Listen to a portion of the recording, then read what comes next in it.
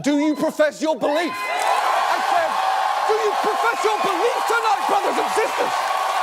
Then there is only one thing left for us to do. Let's go the Earth. You may know it as that blue thing Bruce Willis is always trying to save. Or from its famous collaboration with wind and fire.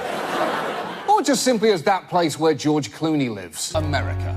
The greatest country on Earth. You hear that, Denmark? You go fuck yourself! Yeah, I don't care what the World Happiness Index says. Michelle Obama told me that we're #1 and her arms make me feel safe.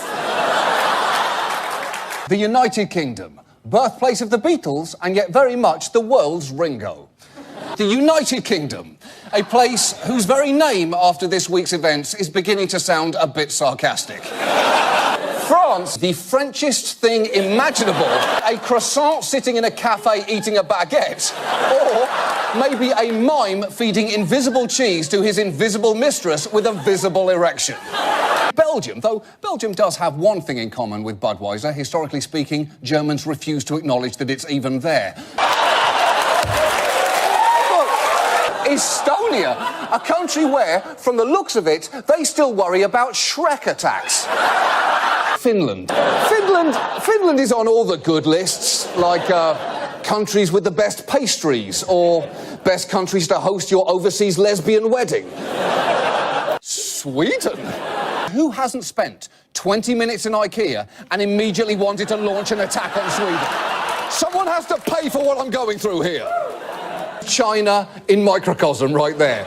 A gigantic machine looming over its subjects, forcing them to be more coordinated than anyone thought was physically possible. Hong Kong. The former British colony, now back under Chinese rule. Hong Kong is in an odd situation. It's a limited democracy inside a communist country.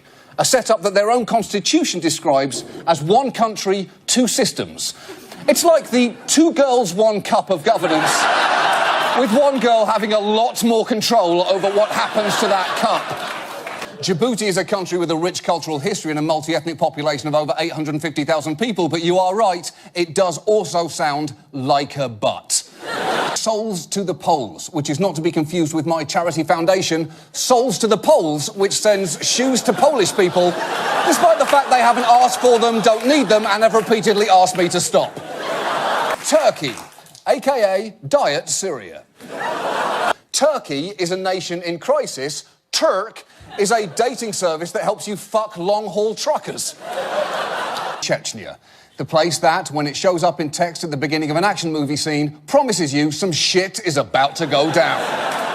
In North Korea.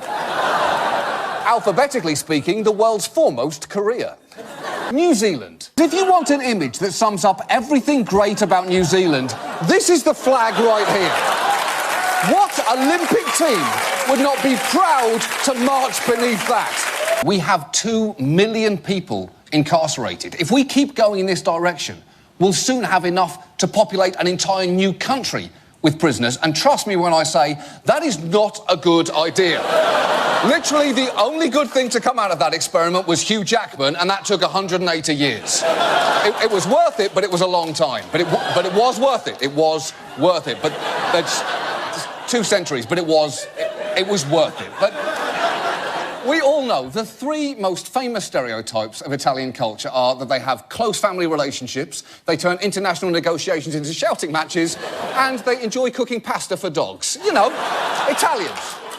Ukraine, that's a Libyan pool party waiting to happen. Argentina. Argentine tradition, every bit as grand as the tango and hiding Nazis. But both of which they are flamboyantly good at. Pakistan, well, probably drone strikes. Iran, let's say crippling sanctions. Crimea. Have you seen the Crimean people? It's basically this guy.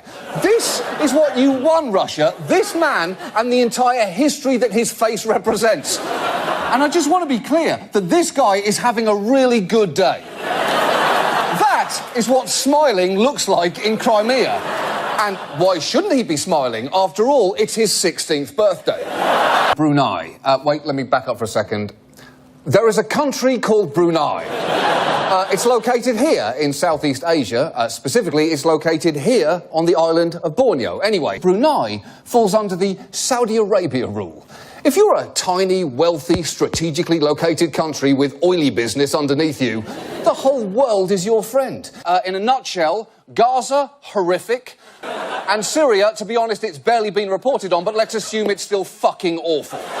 Germany, where the national motto is, let's stick to the present, shall we? Give me another one. Luxembourg, what happens when you leave Liechtenstein out in the sun too long? Bam! Okay, give me another one. Belgium, the casual acquaintance France crops out of its Instagram photos.